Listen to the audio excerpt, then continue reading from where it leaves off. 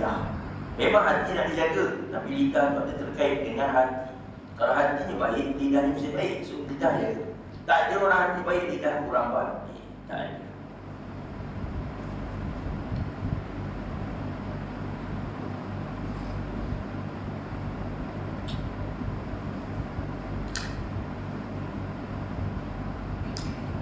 Okey. Masuk TV ke? InsyaAllah. Baik, tuan-tuan dirahmati dan dikasihi Allah Ta'ala. Pasal ketiga kita bicara pasal lidah, iaitu apa? Tuan-tuan dirahmati dan dikasihi oleh Allah SWT, berselawat kepada baginda Nabi SAW dan juga zikir. Semua dah, apa-apa selawat dah dan apa-apa zikir, ia mendatangkan manfaat antara ketenangan jiwa dan hati. Kalau tuan-tuan makin berzikir, makin hati tak bagus, itu ada something wrong. Sepatutnya bila berzikir kepada Allah Ta'ala, jiwa makin tenang, jiwa makin merendah diri. Tapi kalau tuan-tuan berzikir kepada Allah Ta'ala, jiwa makin kacau dan makin sombong, itu ada sesuatu yang disalahkan atau ada sesuatu yang salah pada perbuatannya. Mungkin hatinya inginkan habuan daripada dunia, akhirnya jiwa tidak, hati itu tidak terkesan dengan zikir yang dia lakukan. Membaca semua zikir, membaca semua tulisan itu kebaikan lidah, membaca semua kebaikan, membaca semua tulisan yang memberikan manfaat, semua tulisan yang baik, tuan-tuan baca. Jadi paling utama, tuan-tuan kena baca benda yang paling baik adalah wahyu Allah Ta'ala lah, itu Al-Quran. Jangan Quran dibaca tunggu masa lapang. Tunggu lapang kita baca. Kalau tuan-tuan baca Quran tunggu masa lapang, saya tanya tuan-tuan, bila lapang? Tidur. Tidur tuan-tuan boleh baca. Hebat betul. Bila tuan-tuan lapang, tidurlah. Tidur tu mana lapang. Tapi kalau tidur mata kita pun dah pejam. Kalau tunggu nanti ada masa kita baca, ada masa kita baca. Berzikir pun sama, ada masa kita zikir. Tapi dah tuan-tuan, jawapannya takkan ada masa. Kalau tuan-tuan, kita semua telah mati, saya pun berada dalam barzah dan kita tak perlukan ibadah lepas daripada itu. Hanya menunggu bekalan orang dan membawa amalan yang telah kita lakukan. Tak boleh macam tu, diusahakan. Ini berbagi-bagian, asbahana kita berbagi-bagian hari ini untuk beda ketaatan, mudah-mudahan nanti ditutup dengan akhir juga dengan ketaatan. Wa iza asbahta fala tantazir sabah, wa iza asbahta fala tantazir masa, wa iza amsayta fala tantazir sabah. Nabi memperingatkan, kamu kalau ketika mana berada pada waktu pagi, jangan tunggu petang untuk buat taat. Jangan. Kalau tuan-tuan macam itu, mesti tak buat taat. Tunggulah petang sampai ke esok pagi, tak taat. Rupanya cara macam tu cek-cek dah 10 tahun. Nantilah. Wa idza amsayta fala tantazir sabah.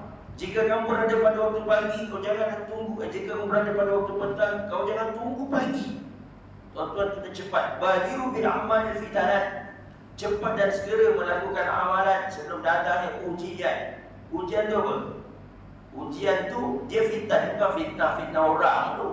Sebelum datang ujian yang paling berat adalah ujian akidah. Siangnya itu beriman, malam sudah tidak beriman. Petang beriman, subuh esok sudah tidak beriman. Apa tak bahayanya begitu? So cepat dan bersegera. Jadi antara kebaikan yang kita boleh usahakan daripada lidah, membaca tulisan yang memberi manfaat. Yang nombor satu adalah Al-Quran. Al-Quran dia dah baca. Tapi tuan-tuan baca mesti tahu. Tuan-tuan baca Al-Quran bila dah sakit, baru mula baca Quran. Bagi orang surau, jangan terasa kena sebut. Bagi orang surau baca Quran, bagi orang surau baca Yasin. Yang dia tak nak baca. So tuan-tuan, sebelum tuan-tuan diakhirkan oleh Allah SWT, usahakan saja boleh membaca Al-Quran. Malu dan aib 10 tahun Allah Ta'ala bagi waktu dan masa untuk belajar Quran. Boleh baca tapi tidak diusahakan. Sedangkan kalau kita tidak boleh membaca tulisan umi tu, tulisan biasa tu lah, kita risau sangat. Bahkan anak tu akan dihantar ke mana-mana tempat supaya dia boleh membaca tulisan. Tapi terkadang sebahagian orang dan ibu bapa, dia tak tahu nak kisah, anak ni tak boleh baca Al-Quran. Ke tuan-tuan nak meninggal nanti anaknya baca novel di atas kubur? Kita meninggal anak kita baca novel. Ya Allah, alhamdulillah. Tak salah, novel itu tak salah. Tapi yang salahnya berusaha ke arah boleh membaca Rumi tapi membiarkan diri untuk tidak boleh membaca Quran. Ramai tuan-tuan, ramai. Sebab itu rendahkanlah diri tuan-tuan untuk pergi belajar Al-Quran. Memanglah mula-mula tu merangkak-rangkak, wai tak tu memanglah merangkak-rangkak. Tapi lepas tu lama-lama okey. Kalau dibiarkan sampai bila merangkak. Dulu masa kecil-kecil ke tuan-tuan terus berlari. Ni yang boleh berjalan sampai sekarang, sampai dah tak berapa nak berjalan daripada laju berlari, daripada mula-mula tu kan habau. Kalau bahasa Arabnya habau tak, kamu merangkak. Habau tak tu habwa tu merangkak dulu baru berjalan, baru berlari. Tak ada berlari laju kat dunia tu tiba-tiba lari. Dulu yang pada laju Usain Bolt, tak ada lari, dia mesti merangkak tu. Maka bermula daripada susah payah, akhirnya boleh jadi seorang pelari. Quran begitu, bermula daripada kita tak boleh, akhirnya boleh, kenal tu satu-satu. Tapi kalau tuan-tuan biar, andai tuan-tuan biar, maka ia tak akan boleh dibaca sehingga ke akhirnya. Sedangkan itulah bekalan kepada kita. Maka lidah itu jangan sampai tidak kita datangkan pahala melalui kesungguhan dia membaca Al-Quran. Nombor dua, semua perkara yang memberi manfaat, apa pun tak kisahlah, maklumat yang baik, nasihat-nasihat, pedoman, tuan-tuan boleh buat. Yang seterusnya, jika mampu diusahakan, walaupun tak semua orang boleh, iaitu mengajar akan ilmu. Ini kalau tuan-tuan tidak ada kemahiran, tak apa, paling kurang memberi nasihat setidak-tidaknya kepada orang yang paling dekat dengan kita, di bawah jajahan, taklukan bawah kita, ibu tidak boleh, suami, isteri, anak-anak, itu jangan dibiarkan. Ajar ilmu. Siapa? Kalau buat angkat tangan, kalau tak buat tak payah angkat tangan. Tapi dua-dualah saya angkat tangan. Setelah habis sembahyang Jumaat, bapa-bapa mendengar khutbah Jumaat, balik dan pulang kongsikan maklumat khutbah Jumaat kepada isteri-isteri di rumah. Siapa buat angkat tangan?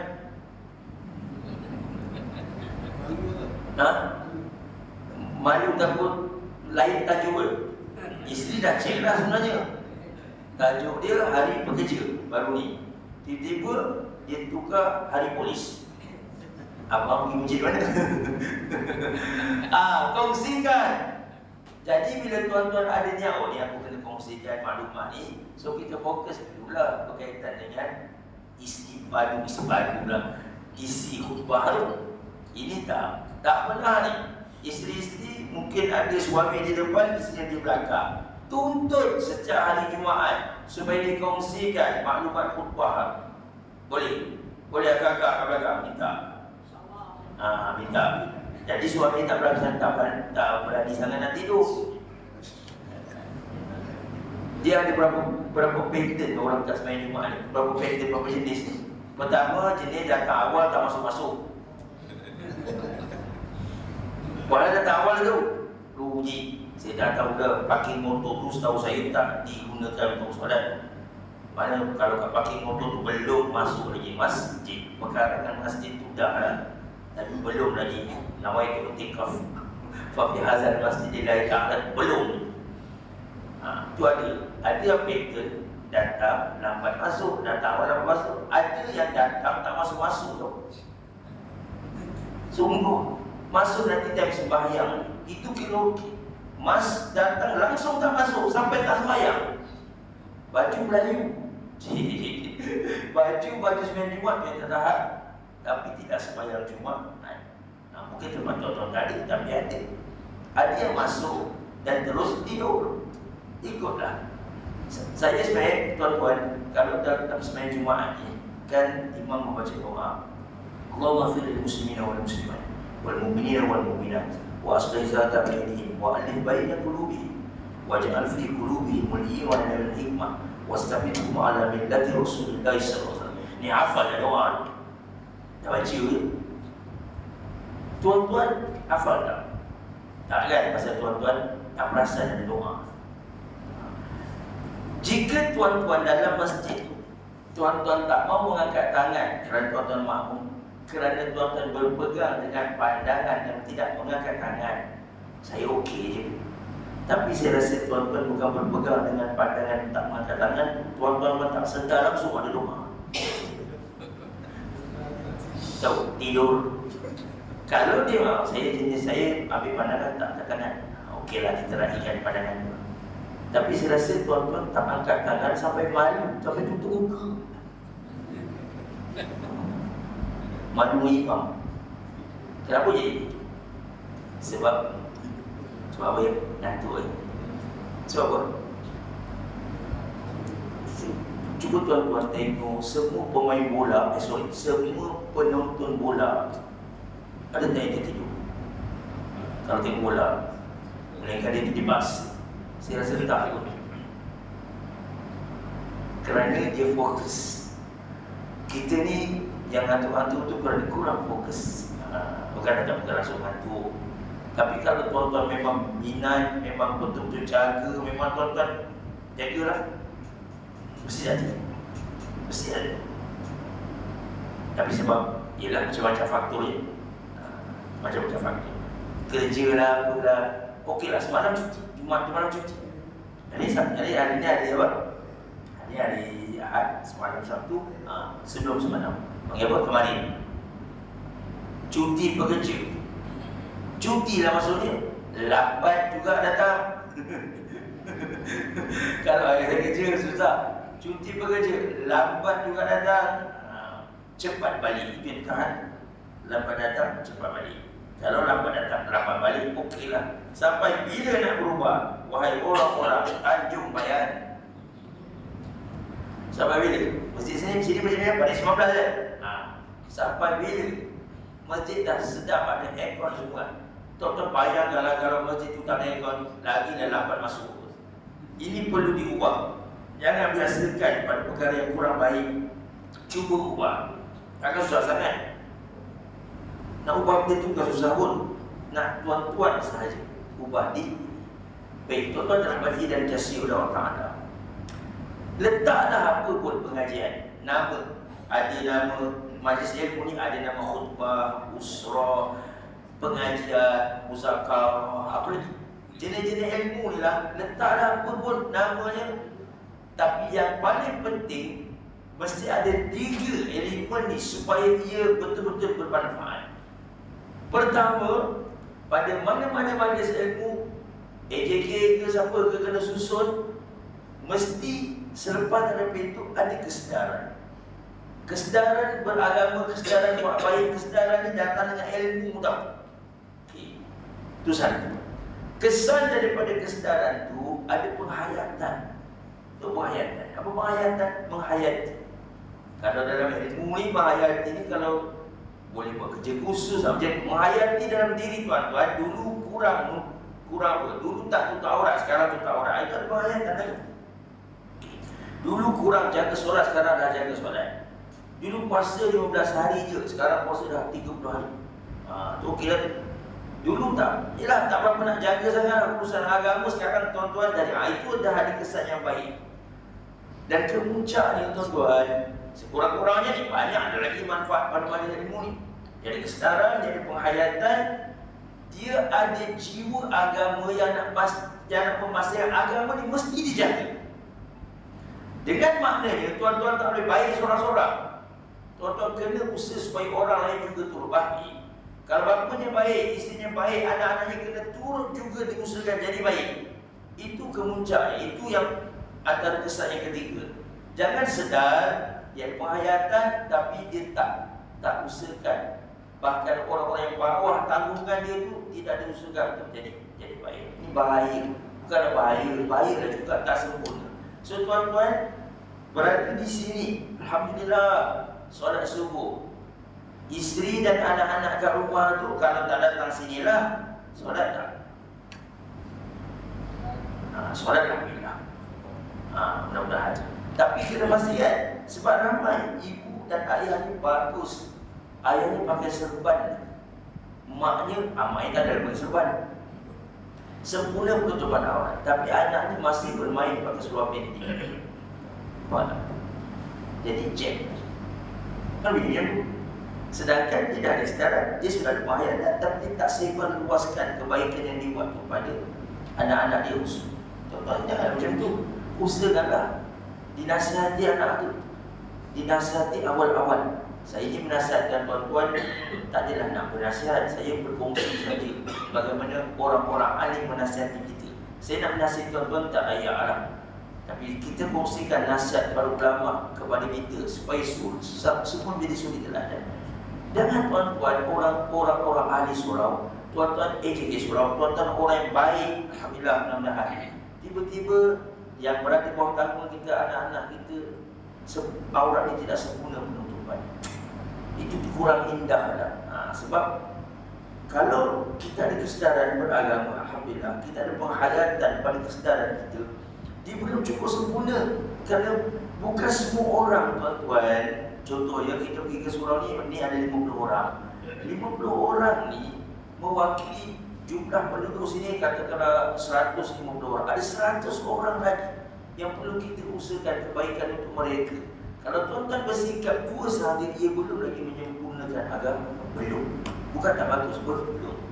Jadi sebab itu, tuan-tuan yang dirahmati dan dikasihi oleh Allah Subhanahu Wa Taala, kita belajar berkaitan dengan perbahasan tasawuf ni supaya dia juga turut mentasawufkan orang lain selain daripada kita. Maka antaranya disebut di sini, kata Imam Abu Aswad Ad-Du'ali berkata, ya ayyuhar rajul al-muallimu ghairah, wahai orang-orang yang mengajar orang lain, halal li nafsika kana zat ta'lim, alangkah eloknya jika kamu mengajar dirimu sendiri terlebih dahulu sebelum orang lain. Ini terpakai untuk saya yang mengajar, untuk ibu-ibu dan bapa yang mengajar dan mendidik anak-anak. Kamu kena dulu selesaikan dirimu sebelum kamu juga mengajar diri, mengajar orang lain. Tasifud dakwah ada lizis saqati wazid dona. Kamu menyebut tentang penawar kepada orang sakit dan orang yang menderita, kaima yasihu bihi wa anta sakit. Bagaimana mungkin diterima sedangkan kamu sendiri sedang sakit?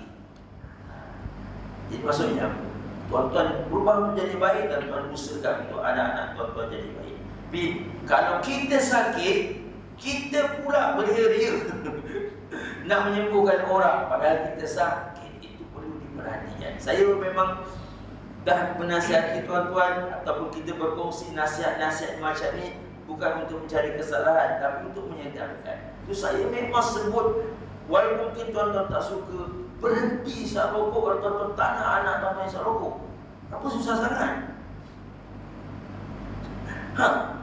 Sebab malu.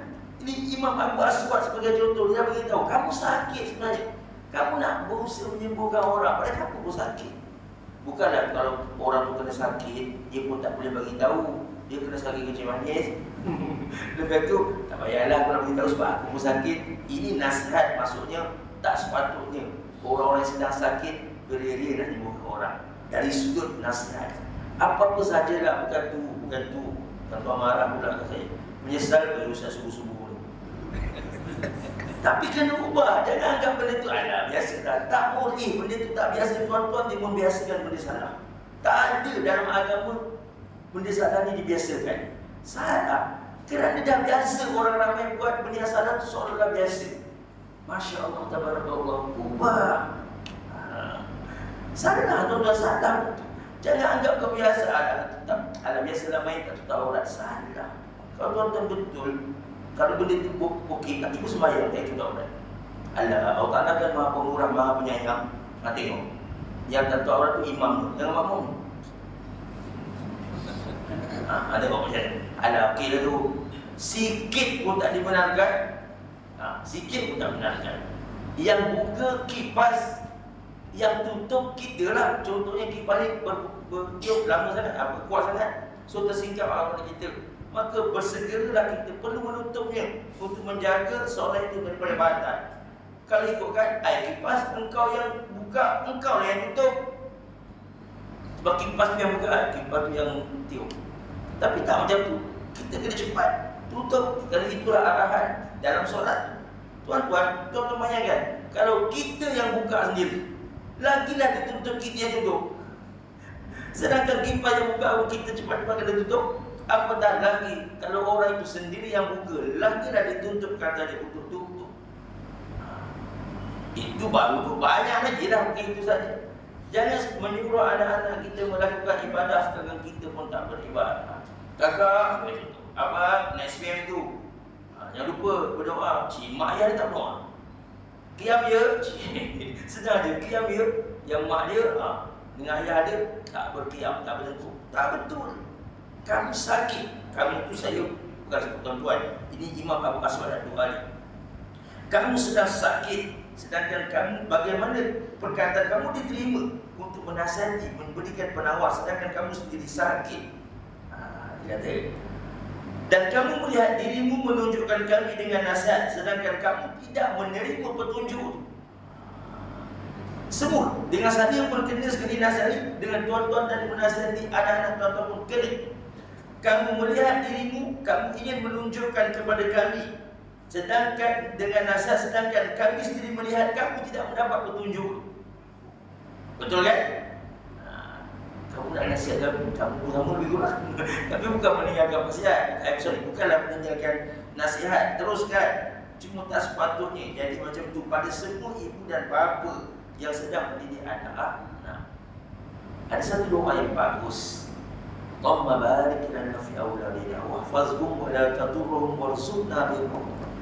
Baca doa ni pada bila masa, tapi sangat dituntut kaedahnya untuk dibaca selepas solat qabliyah, ba'diyah, qabliyah. Selepas sunat ba'diyah subhi. Ba'diyah qabliyah subhi.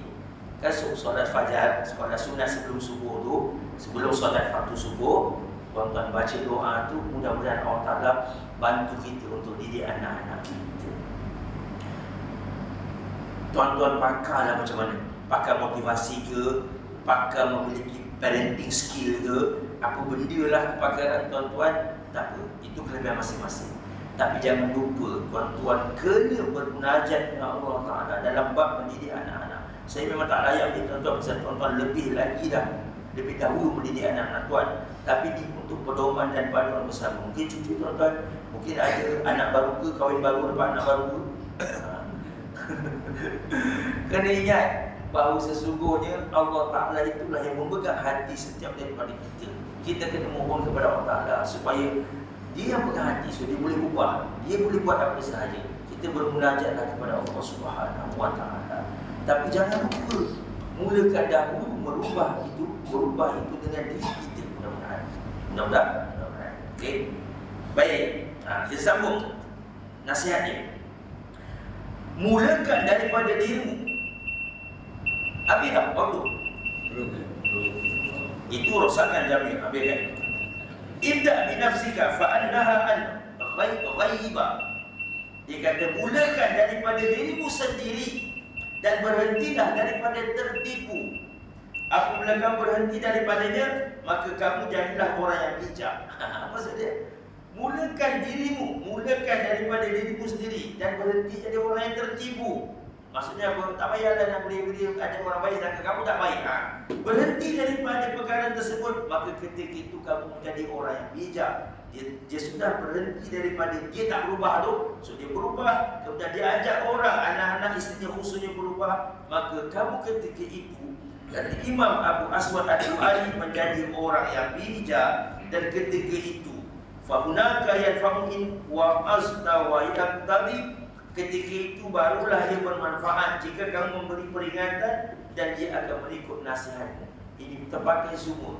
Saya, guru-guru, ibu bapa. Sebab terkadang sebahagian guru pun tak kena juga. Dia pun tak berapa nak okey, lepas tu dia suruh belajar dia okey, tak betul. Tak berapa betul. Dia pun malas jika adalah guru yang macam tu. Yang marah cikgu, ada cikgu kat sini. Cikgu mahfuz ada tapi dah pencen. Cikgu pun kurang lagi mengikut petunjuk Allah, mengikut kaedah yang sebenar. Dia pun menyuruh anaknya, contoh awas tadi yang SPM, dia pun malas dapat kelas tambahan, kuranglah 10. Awak saja dia pun malas masuk kelas, kuranglah 10. Tapi jarang cikgu macam tu. Jarang. Melainkan dia tu tak sengaja jadi cikgu. Kalau ada kerja lain, dia menjadi cikgu. Boleh lah kot. Kalau jiwa cikgu tu biasa tak macam tu lah. Dia jiwa cikgu ni, kalau dalam syair Arab ada dua yang dijadikan contoh. Satu cikgu, dua doktor. Satu cikgu, dua doktor. Jika kita tidak mendengar nasihat doktor, maka orang yang tidak mendengar tu akan habis. Doktor kata makan ubat sehari 3 kali. Cuba tuan-tuan tukar 3 hari sekali. Ni sepatutnya sehari 3 kali. Tuan-tuan tukar 3 hari sekali. Sikit diubahnya, kesannya akan berbeza. Apatah lagi 3 bulan sekali. Tak habis-habis ubat tu. Doktor sama, cikgu sama. Jika tidak diikuti nasihatnya, maka akan punah. Baik, tuan-tuan dirahmati dan kasih oleh Allah Ta'ala, kamu dalam mensyukuri nikmat lidah dengan menjaganya, dan ia mesti dibuat dengan tujuan lidah itu dicipta. Apa tujuan lidah dicipta? Tujuan kebaikan lah, yang tujuan kejahatan. Selain daripada tuan-tuan nak merasai masak pahit, masak masin, manis apa semua tu, itu tak apa, tak payah diajar, tahu? Itu sifat lidah tu. Ia mesti diuruskan pada tujuan untuk ia dicipta, seperti berkata-kata dengan sesuatu yang diarahkan oleh syarak. Maka sebenarnya lidah ini ada 3. Pertama, dia mendatangkan kebaikan pada semua zikir, pujian, nasihat, kuliah, pengajian, semua benda-benda yang bersifat baik yang lidah boleh datangkan. Yang kedua, benda-benda bersifat tak baik lawannya, mencaci, maki, bohong, dusta, itu benda yang tak baik. Kedua benda ni kita jelas, yang baik, yang tak baik. Tinggal lagi nak berusaha untuk kita usahakan dapat pahala daripada lidah ke ataupun dapat dosa. Tapi sebenarnya tuan-tuan, yang paling banyak dibuat oleh lidah adalah dosanya tak ada, pahalanya tak ada. Apa benda tu? Sama aja dia diam je lidah, ataupun dia bercakap dengan sesuatu yang tak ada dosa, tak ada pahala. Cakap kosong dalam bahasa kita. Itu sebenarnya yang paling banyak dibuat oleh lidah. Lebih okeylah daripada berdosa, tapi rugilah. Jangka masa 60 tahun, 100 tahun. Jangka masa 100 tahun Allah Ta'ala bagi tempoh kita. Jika tidak digunakan pada perkara bermanfaat, rugilah. Walaupun dia tidak menghasilkan dosa, tapi dia tidak menghasilkan pahala. Itu sangat rugi.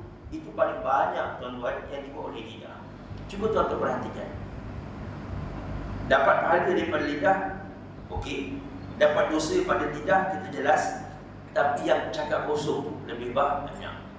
Bayangkan kalau berjam-jam dia cakap benda yang kosong, maksudnya sembang biasa, tak ada pahala, tak ada dosa. Itu yang dibuat sepanjang daripada 100 tahun tempohnya, 60 tahun bagi contoh, yang kosong tidak berpahala. Bayangkan, cakap kosong, sembang kosong. So tuan-tuan, bukanlah tak boleh, tapi janganlah itu sahaja. Kerana itu, janganlah kita tunggu waktu kosong untuk kita dapatkan pahala lidah. Biasanya waktu kosong tu tak banyak. Kerana waktu kosong tu kita banyak guna untuk cakap-cakap kosong. Itu pernyataan untuk pemilik lidah. Siapa tak lidah, katakan ada point. Okey, berdusta itu sudah tentu. Okey, tengok ya. Innal ladzina amanu wa 'amilus shalihat falahum jannatun ma'wa. Macam ayat itu dalam surah Sajadah. Selepas kita pada sujud, tuan-tuan di Jumaat lepas kita sembahyang sajadah. Sujud sajadah, sembahyang Jumaat. Selepas kita rukuk, selepas kita sujud pada sujud tilawah sujud sajadah tu, imam akan bangun, tatajafa junubuhum 'anil madaji yad'una rabbahum khawfan wa tama'an wa mimma razaqnahum yunfiqun. Wala ta'lamu nafsun ma ukhfiya lahum min qurrati a'yun jazaa'an bima kanu ya'malun. Afaman kana mu'minan. Ciri-ciri orang yang beriman antara dia menjauhkan lambung dia daripada tempat tidur dia, maksudnya dia berdiam. Kemudian Allah Ta'ala sebut, afaman kana mu'minan kaman kana fasiqan la yastawi. Orang-orang yang beriman dengan orang fasik ni tak sama. Fasik itu disebut oleh para ulama tafsir sebagai kafir. Orang-orang yang beriman dengan orang-orang kafir yang tidak taat, yang tidak ada amal, la yastawi, takkan sama. Takkan sama. Kerana mereka sebahagian menganggap ketika mana Allah SWT memuliakan di dunia dengan diberikan kurniaan yang banyak, kemewahan yang banyak, sehingga orang-orang yang tidak beriman ini menganggap, oh pasti nanti jika ada satu kehidupan mereka ini akan dapat juga kemewahan dengan sebab pernah dimuliakan di dunia. La yastawun, kata Allah Azza wa Jalla, tak sama ada pada kehidupan apatah lagi kematian. Takkan sama. Orang-orang soleh dengan orang-orang toleh, orang-orang baik beriman dengan orang-orang kafir, munafik, orang-orang fasik, takkan sama. Hidup pun tak sama. Mungkin mereka lebih mewah tapi hidup tetap tak sama. Apatah lagi pada saat kematian. Nak mati takkan sama. Dah mati lagilah tak sama. Lebih tak sama bila kemuncak penghujung antara dua perkampungan, perkampungan syurga, perkampungan neraka, lagi tak sama. Dipisahkan terus oleh Allah Subhanahu wa Ta'ala. Kemudian Allah Ta'ala menyebut apa? Bagaimana ciri-ciri orang beriman? Bagaimana orang beriman itu sifat dan ciri-cirinya? Inna wa amal wa la afaman kana mu'minan kaman kana fasiqan la yastawun. Amal ladina amanu wa amilus shalihat. Orang yang beriman apa? Mereka yang beriman dan melakukan amal soleh. Amal ladina amanu wa amilus shalihat falahum jannatul ma'wa. Mereka akan mendapat tempat ma'wa, itu tempat kembali, tempat tinggal. Mana tempat tinggalnya? Syurga. Jannatul ma'wa nuzulan bima kanu ya'malun. Sebagai satu balasan, hidangan di atas sebab usaha dan amalan mereka. Berapa poin? 4. Pertama, tuan-tuan tengok, iman, amal. Jangan pisah.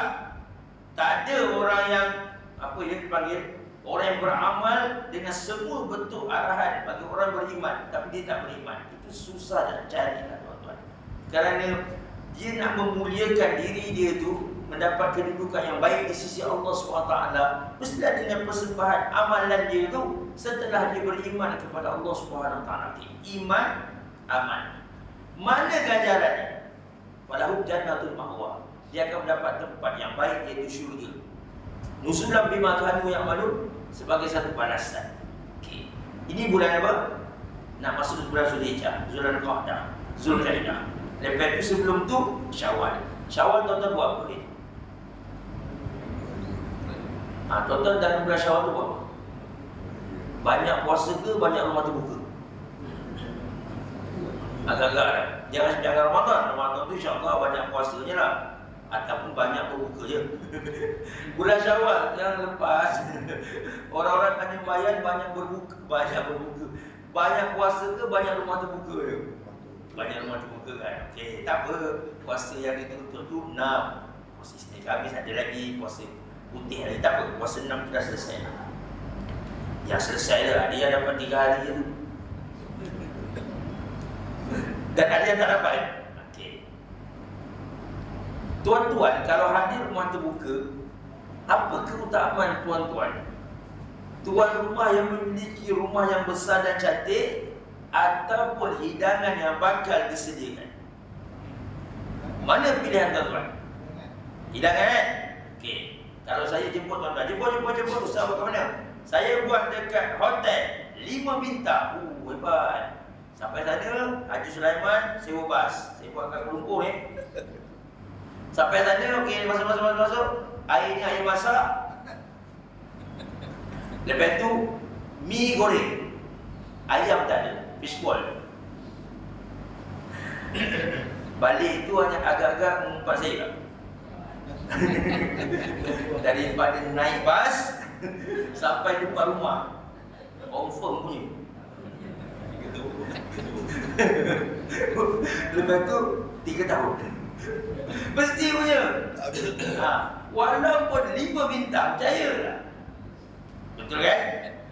Okey, satu kes lagi, cuba bayangkan. Biasa je orang tu jumpa kita ke satu tempat, bumbung pun tak ada, dinding pun tak pernah ada, pasal kemah je. Kemah pula kipas bunyi-bunyi. Itu biasa kemah kenduri kan, tengok kipas macam nak jatuh. Tapi okeylah. Tapi kambing goreng,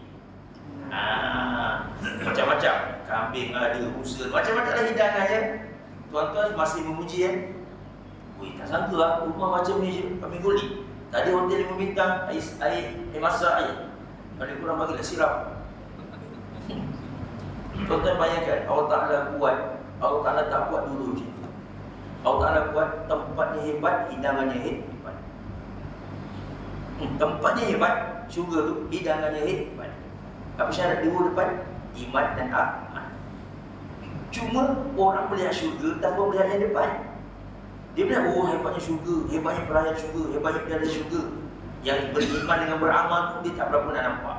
Jadi dia bercita-cita untuk mendapatkan benda tu tanpa melepasi dua syarat depan yang depan tu, iman dan amal.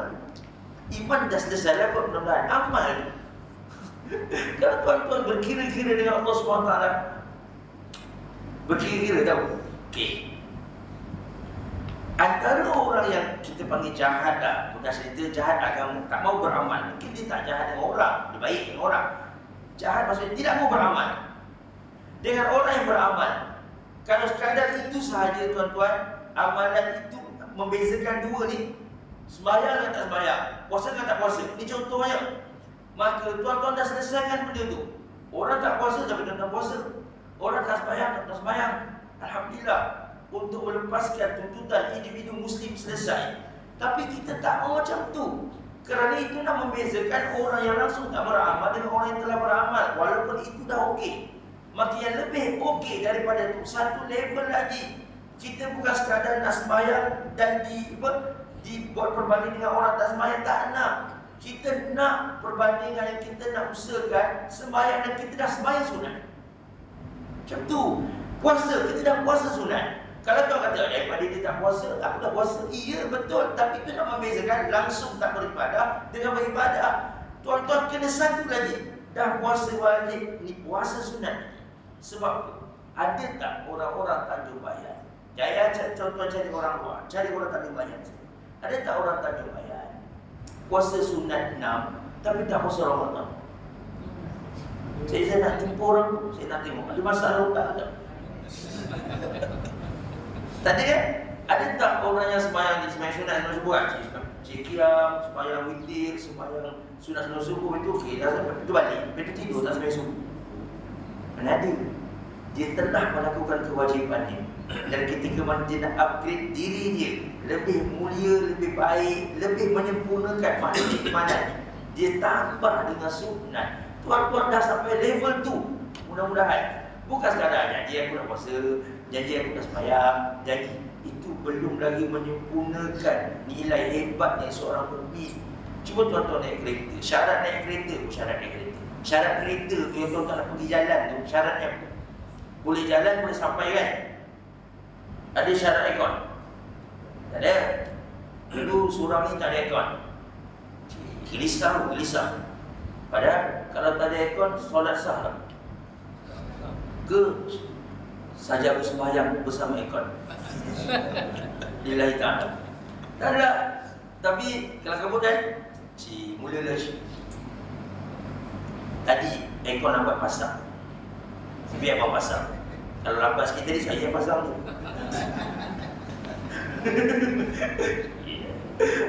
Tak ada syarat tu, tapi yang menyempurnakan. Faham? Menyempurnakan lah. Tu naik kereta. Di mana? Kita pergi Perlis, Johor. Aircon tak ada. Tapi aircon tak ada apa? Aircon tak ada, radio tak ada. Sampai lah. Sampai kan? Tapi sampai-sampai muka je muka. Tuan-tuan tengok, untuk hal dunia bijaknya kita, cekapnya kita, pandainya kita, sempurnanya kita dalam bab tu.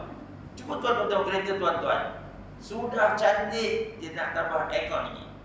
Sudah ada cermin, ditinted ni. Betul kan? Dah ada cermin, tinted ni, hitam lagi, bagi sempurna, bagi cantik. Kenapa berkira dengan Allah Ta'ala pada urusan akhirat? Sedangkan urusan dunia kita tak berapa nak berkira sangat.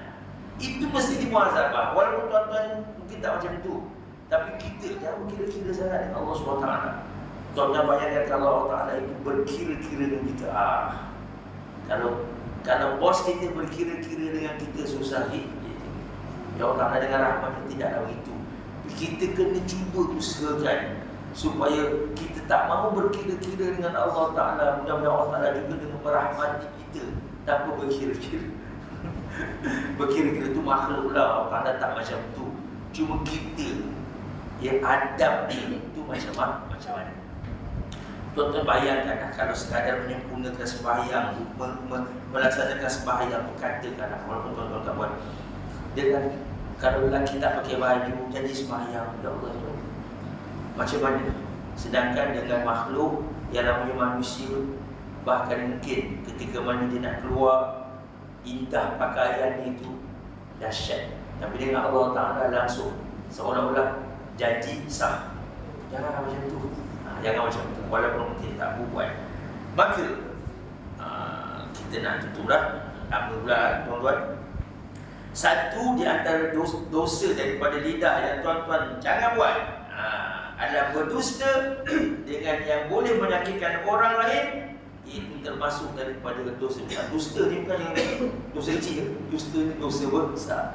Jadi jangan tuan-tuan pada cakap je menjanjikan sesuatu tapi tuan-tuan tak buat, dosa. Walaupun pada anak salah, anak aku pun, kenapa anak tu boleh ditipu. Jika kamu manggil anak, tetapi jika kamu manggil anak untuk diberikan sesuatu, tetapi dia datang kamu tidak memberikannya, maka tercatat bagi dirimu dosa. Ini berlaku pada sahabat Nabi. Dia panggil anaknya kalau dia nak bagi sesuatu. Kata Nabi, kalau kamu tidak berikan sesuatu kepada anak kamu, maka kamu tercatat dosa. Bayangkan kalau menipu tu anak. Menipu tu tuan-tuan, anak tuan-tuan SPM cemerlang, bapak bagi kereta cemerlang kereta sorong. Fahami dan itu kereta apa? Kalau kan bapak tak cakap apa-apa kereta, kalau kereta sorong tuan-tuan, kesian anak. Tapi kalau dah itu dijadikan kereta sorong, dia permulaan okey. Jadi jangan janjikan sedangkan tuan-tuan tak bagi. Kalau tuan-tuan dah menyatakan suatu, bagi. Okey, bagi.